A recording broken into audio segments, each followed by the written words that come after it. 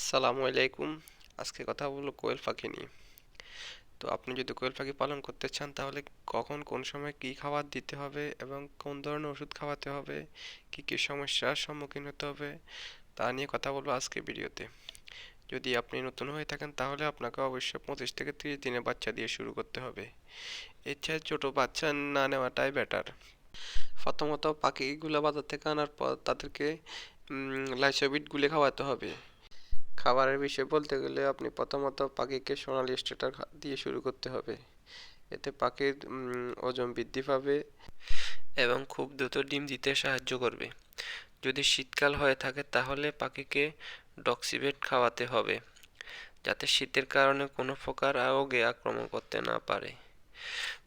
যখন পাখি 40 থেকে 45 দিন পর ডিম দেওয়া শুরু করবে তখন সোনালী স্টার্টার বাদ দিয়ে লেয়ার লেয়ার ওয়ান খাবারটি খাওয়াতে হবে, অবশ্যই 50% ডিম দেওয়ার পর।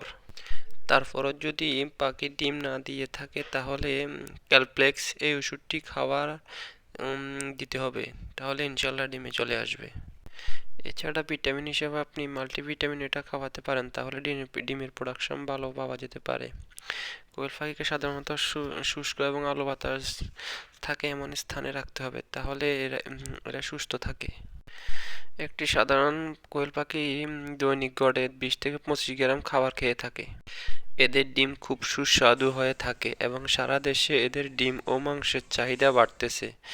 আকারে ছোট হওয়ায় অল্প জায়গায় অনেক পরিমাণে কোয়েল পালন করা যায়। বাণিজ্যিকভাবে কোয়েল পালন করে অনেকে স্বাবলম্বী হয়েছে। আশা করি বুঝতে পেরেছেন। যদি আর কোনো বিষয় জানার প্রয়োজন থাকে তাহলে আমাদেরকে সরাসরি মেসেজ অথবা কমেন্টে জানাতে পারেন।